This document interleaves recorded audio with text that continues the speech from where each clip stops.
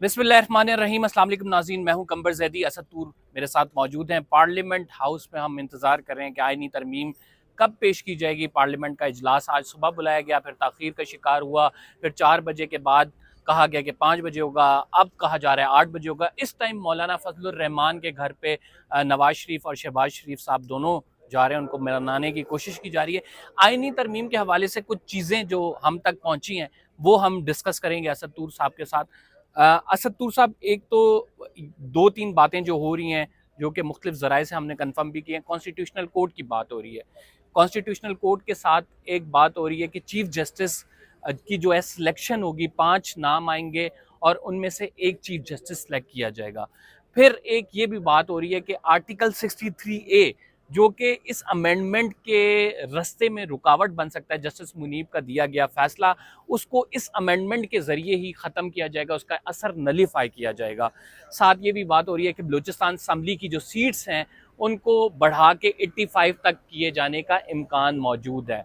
इस आइनी तरमीम के ज़रिए कॉन्स्टिट्यूशनल कोर्ट्स जो होगी वो तमाम आइनी मामलात देखेगी। आर्टिकल 87, आर्टिकल 65, आर्टिकल 63 और आइन के से रिलेटेड जितने भी पेटिशंस आएंगी या रिव्यू पेटिशंस होंगी वो तमाम कॉन्स्टिट्यूशनल कोर्ट डिसाइड करेगी।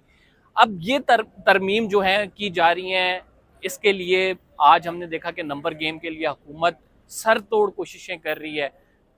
ये हुकूमत कर लेती है असद साहब, व्हाट्स नेक्स्ट? आप क्या समझते हैं कि क्या होगा? वकला तहरीक चलाने का भी इंदिया दिया जा रहा है, तो इस तमाम मामलात में इस सारी सूरत हाल को किस तरह समाप्त करेंगे? देखिए, एक तो जो 63A का जो मामला है, अगर ये कह रहे हैं कि हम उसका माजी से इतलाक़ करके उसको ख़त्म करेंगे, तो इसका मतलब है फिर तो इन्होंने पीटीआई के वोट तोड़ने हैं। जो एक कहा जा रहा है कि कुछ ऐसे इंडिपेंडेंट्स अभी भी हैं जो इंडिपेंडेंट हैं और उनके वोट यूज़ कर लिए जाएंगे, इसका मतलब है वो बात नहीं है। ये तो फिर सीधा सीधा इस चीज़ का इंडिकेशन है। अदरवाइज इनको 63A की वो जिसे कहते हैं ना, वो चेंज करने की ज़रूरत नहीं थी, उसमें अमेंडमेंट की ज़रूरत नहीं थी। दूसरी तरफ देखें, अब ये सीधी सी बात है, ये तमाम का तमाम आप चाहे जिस मर्जी इसको देखेंगे, कि कॉन्स्टिट्यूशनल पैकेज है, अमेंडमेंट्स हैं, बहुत सी चीज़ों में है, एक ही वन पॉइंट एजेंडा है, वो है justice Mansoor Ali Shah chief justice नहीं चाहिए।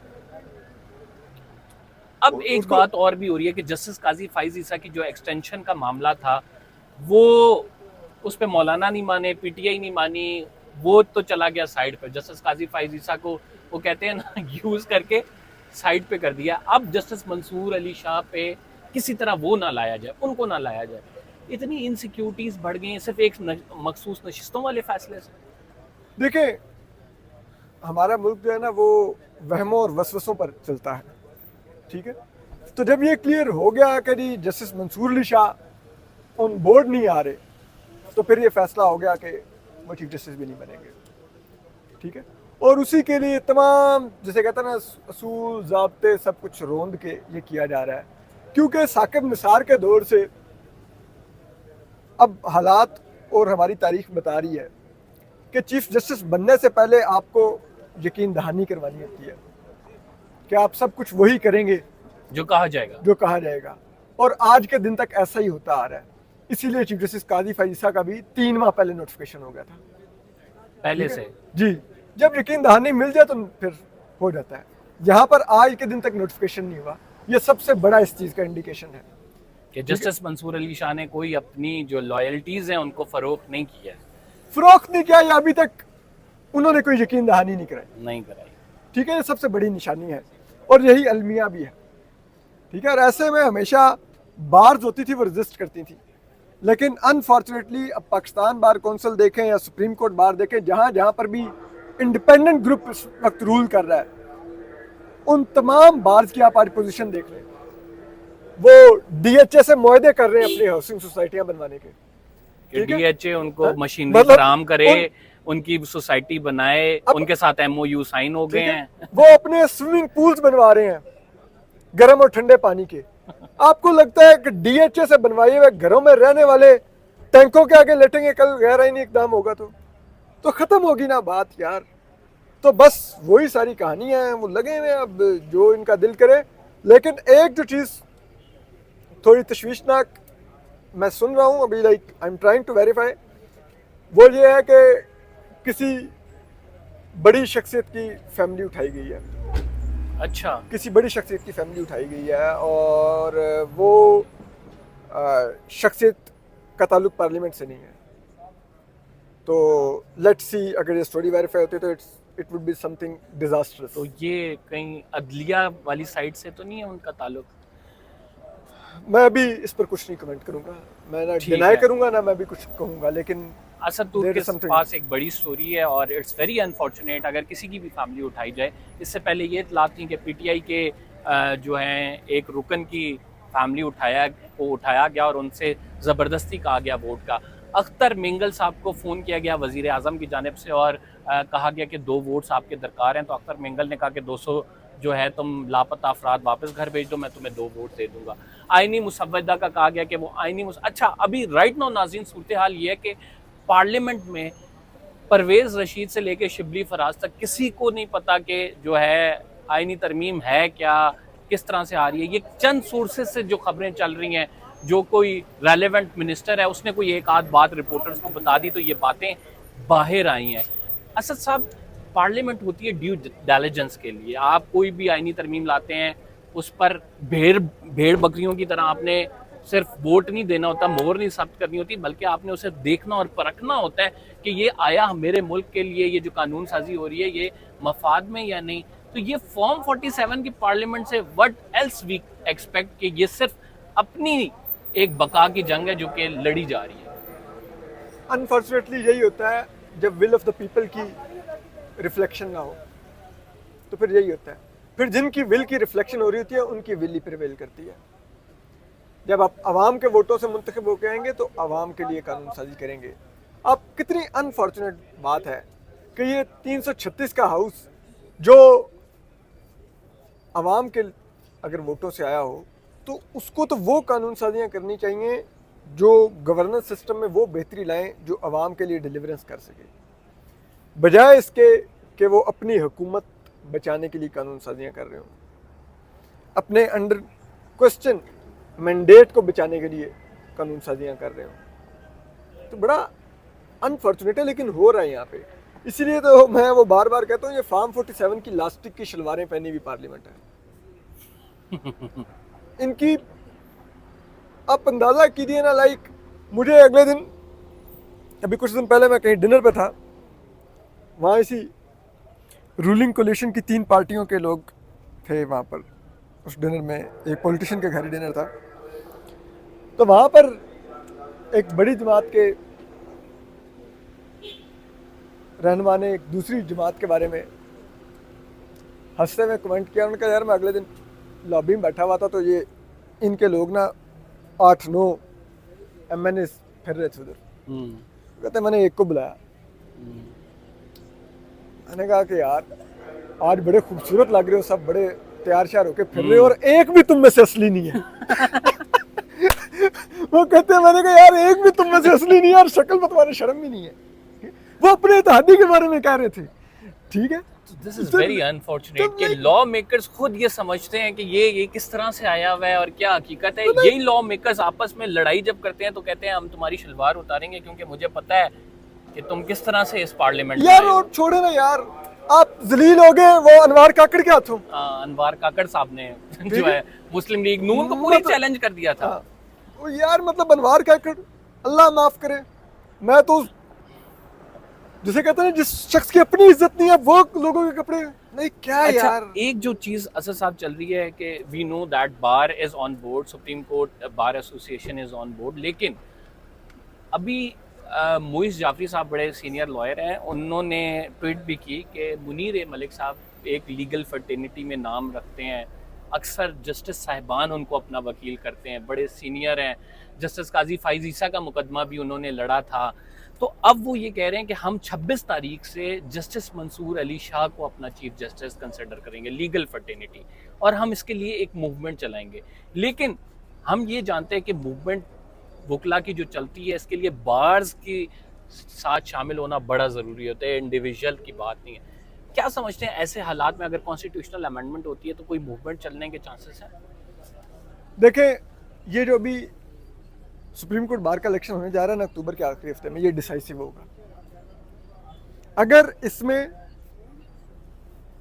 जो इस्टेब्लिशमेंट के टाउटों का ग्रुप है वो इस दफा हार गया, ठीक है, जो सहाफियों पे जीआईटियां बनवाता है, जो डीएचए से मुआहदे करता है, ये ग्रुप हार गया तो आप देखेंगे मूवमेंट भी चलेगी और गेम भी पलट जाएगी। अगर ये ना हारा तो आप पता, अब तो इस पाकिस्तान बार काउंसिल हो या सुप्रीम कोर्ट बार हो, इसके इलेक्शन में आपको पता, अब तो इस्टेब्लिशमेंट भी हैवीली इन्वेस्ट करती है। बिल्कुल ऐसे ही है। जो इनके डिनर्स दिए जाते हैं, वो मुझे किसी ने बताया कि इधर होटल में डिनर था पिछली दफा, ठीक है, इसी ग्रुप की तरफ से, तो कहते हैं बाहर बैठ के एजेंसियों वाले नाम नोट कर रहे थे। कौन कौन आया, कौन नहीं आया, किसने वो बिल आना था ना, तो वो नंबर नोट कर रहे थे कितने हो गए हैं, कितने हो गए, ठीक है, उतने का बिल देना था।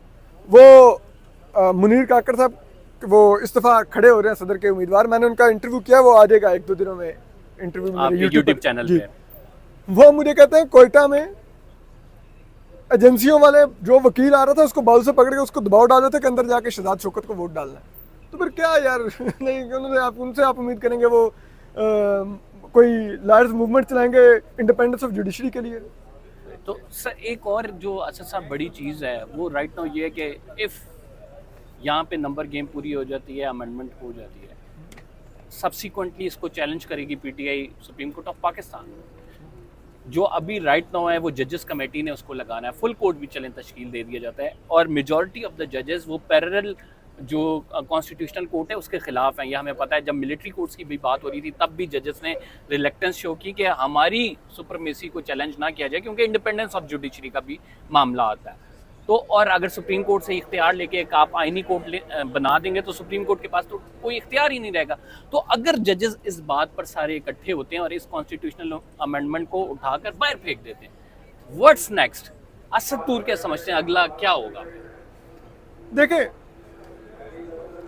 अगर तो ये हुकूमत मजीद कुछ अर्सा सर्वाइव करना चाहती है तो मेरे ख्याल में ये स्टेप बैक कर देंगे, लेकिन अगर ये बदस्तूर लड़ने का फैसला करते हैं तो मेरे ख्याल में उसके बाद मजीद तबाही है, और ये हुकूमत शायद जो फिच ने प्रिडिक्शन की थी कि अगले साल के दिसंबर तक फारिग होगी, शायद उससे पहले फारिग हो जाएगी, बहुत पहले फारिग हो जाएगी, शायद इस साल के दिसंबर तक फारिग हो जाएगी। इस सारे तमाम मामले में आपको इमरजेंसी के चांसेस कहीं नज़र आते हैं, या फिर हम जो एक आर्ग्यूमेंट सुनते हैं कि इमरजेंसी या मार्शल लॉ तब लगता है जब बाहर से इशारा हो? तो राइट नाउ जो है साजगार नहीं हालात, IMF आपको लोन नहीं दे रहा, सितंबर के एजेंडे में आप शामिल नहीं है, पैसे आपके पास हैं नहीं, अगर टेक ओवर भी होता है तो how would you run the situation? Because दुनिया अब डेमोक्रेटिक कंट्रीज़ के साथ खड़ी होती है, उनको ही लोन अप्रूव्ड होते हैं, तो बड़ा मुश्किल हो जाएगा। तो इस तमाम मामले में आप नहीं समझते इस्टेब्लिशमेंट एक बंद गली में दाखिल हो रही है? देखें, मैं तो सच्ची बात है, मैं तो डे वन से कह रहा हूँ कि इतनी इस मुल्क में शायद मार्शल लॉ लगाने वालों को जल्दी नहीं होगी जितनी मुझे ख्वाहिश है कि वो लगा दें, ठीक है, ज़रूर लगाएं, ठीक है। मुल्क का जो हालत होगी है ना, जो पाकिस्तान के गवर्नेंस सिस्टम को जिस अंदाज में तबाह कर दिया गया, इन खंडरात पे वो अपना घोड़ा भगा लें, मैदान हाजिर है, घोड़ा लें, भगाएं, ठीक है, चलाएं एक दफा सिस्टम। हाँ, मैं तालियां बजाऊंगा, यकीन करें वो आए, ताकि इस मुल्क के 25 करोड़ अवाम उन हकीकी चेहरों के बारे में बात करें जो पर्दे के पीछे बैठ के ये निज़ाम चला रहे हैं। अभी बड़ा आसान है यार, मैं पपेट्स को बुरा भला कहता रहूं, it's too easy for me. तो वो मतलब जो असल है वो आए, चलाएं, फिर अगर वो इस मुल्क को नासा के रॉकेट में बैठा के आगे लेके जा सकते हैं, ऊपर लेके जा सकते हैं, ले जाए, मेरा क्या। अभी राइट नाउ जो मौलाना साहब पे डेडलॉक बना हुआ है, जो मौलाना साहब हैं, आप समझते हैं वो अपने रेट बढ़ाने की बात करें? मौलाना साहब हमेशा इस्टेब्लिशमेंट की बी टीम समझे जाते हैं और उन्होंने करना वही एट द एंड होता है जो इस्टेब्लिशमेंट कह रही होती है। इससे पहले भी कई मामलात ऐसे हैं, वो इमरान खान की हुकूमत को गिराने आए थे, बड़ा लाओ लश्कर लाए थे, एंड में इस्टेब्लिशमेंट से डील करके चले गए वो। तो ये तमाम चीज़ें जो हैं, अभी मौलाना साहब जैसे डेडलॉक बरकरार है, आपका क्या तज्जिया? मौलाना साहब किसके हक में वोट देंगे? अभी तक जो तमाम इशारे मिल रहे हैं और जो ज़राए बता रहे हैं और जो हुकूमत का कॉन्फिडेंस भी नज़र आ रहा है, उससे तो लगता है कि मौलाना एंड ऑफ द डे हुकूमत की झोली में कटे हुए फल की तरह आ गिरेंगे, पके हुए फल की तरह। लेकिन लेट्स सी वो क्या करते हैं, मेरे ख्याल में मौलाना का ये डिसीजन मौलाना की अपनी सियासत के लिए भी काफ़ी हद तक डिसाइसिव होगा। एंड वन लास्ट थिंग, एक तो आपने ये बड़ी ज़रूरी बात की कि मौलाना ऑलरेडी KP से ख़त्म हो रहे हैं, तो ये एक ताबूत में आखिरी कील के बराबर होगा कि अगर मौलाना साहब इसके साथ, इस आइनी तरमीम के साथ जाते हैं। जो आखिरी चीज़ मैं ये पूछना चाह रहा हूँ कि जस्टिस काजी फायजी साहब, there are lot of rumours about the Qazi Faez साहब एक्सटेंशन, हिज टेन्योर, एंड वो 3 साल के लिए आ जाएंगे ये।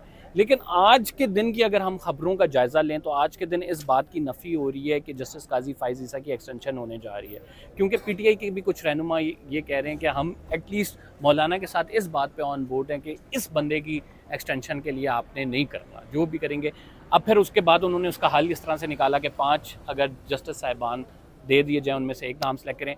फॉर इंस्टेंस 5 आपकी भी स्टोरी है कि जस्टिस अमीनुद्दीन खान साहब को भी बनाया जा सकता है, Jamal Khan Mandokhail. What if these people becomes the chief justice of Pakistan? ऊपर वाले तीनों रिटायर हो जाएंगे, फिर क्या उनके अंडर काम तो नहीं कर सकते? सारी बात देखें, ये वैसे जुडिशरी में कॉन्सेप्ट है नहीं कि आप सुपरसीड हो रही हैं तो आप रिटायर हो जाते हैं, हाँ, या आप रिटायरमेंट ले लेते हैं। अगर आप खुद से लेना चाहें रिज़ाइन करके तो दैट इज़ अनदर थिंग। लेकिन इसमें सबसे जो अफसोसनाक पहलू है, अदलिया एक आईनी सतून है, वो एग्जेक्टिव से अलहदा होता है और इंडिपेंडेंट होता है। फौज एग्जेक्टिव के मातहत होती है, उसका एक मातहत डिपार्टमेंट है। तो जो आपके मातहत होता है उसको कंट्रोल में रखने के लिए आपके पास ये ज़रूर अथॉरिटी होनी चाहिए कि आप अपने चॉइस का जनरल उसका चीफ लगा सकें, ठीक, क्योंकि आपने उसको कंट्रोल करना होता है। बिल्कुल ठीक है, वहां पर आप कह रहे हैं कि नहीं हम तो मोस्ट सीनियर को आर्मी चीफ लगाएंगे, लेकिन जो इदारा आपके मातहत नहीं है आप उसको अपना मातहत बनाने की कोशिश कर रहे हैं कि हम उधर अपनी चॉइस का जस्टिस चीफ जस्टिस लगाएंगे। ये बड़ी आयरनी है। और ये और सब यहाँ तक बात नहीं है, बल्कि आईनी तरमीम में ये भी सुनने को आ रहा है कि हाई कोर्ट के चीफ जस्टिस का तबादला करेगी हुकूमत। यानी अगर उसने इस्लामाबाद में कोई ऐसा फैसला दिया है जिससे हुकूमत डायरेक्टली मुतासिर हो रही है, उठा के खुशदार भेज सकती है वो SHO वाला सलूक करेंगे उसके साथ। तो और ये इंडिपेंडेंस ऑफ जुडिशरी पे, जो कि एक बहुत ही बुनियादी हिस्सा है ट्राइकॉटमी ऑफ पावर का, उस पे एक बहुत बड़ी ज़र्ब है। तो आई डोंट नो कि ये मामलात हुकूमत किस तरह से आगे बढ़ाएगी अगर आईनी तरमीम हो जाती है। Thank you very much Asad Toor साहब, आपने हमें टाइम दिया। नाज़रीन, ये अपडेट्स थी पार्लियामेंट हाउस से, जो कुछ हो रहा था हमने आपको सम अप कर दिया है, अपना तजिया भी दे दिया है। चैनल को सब्सक्राइब करना ना भूलें, असद तूर साहब के भी चैनल को सब्सक्राइब करें। फिलहाल के लिए इतना ही। कंबर ज़ैदी को इजाज़त दीजिए, अल्लाह ने के बाद।